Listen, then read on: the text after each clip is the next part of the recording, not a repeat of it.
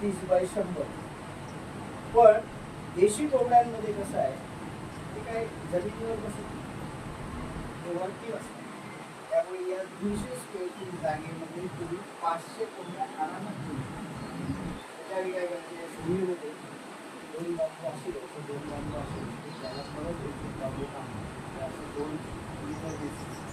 असे किंवा असे जर तुम्ही स्टँड तयार केले तर त्याच्यावर एका मोठ्या कंपन्याच्या भरती असणारे खाली बसणारे खाली अशा प्रकारे 500 तुमचे त्या शेडमध्ये बसणार. म्हणजे एकदा 200 स्क्वेअर फीटची भरणी तुम्ही तयार केली, जोपर्यंत तुमच्याकडे 500 ते 1000 पक्षी होत नाही तोपर्यंत ती जागा सफिशियंट.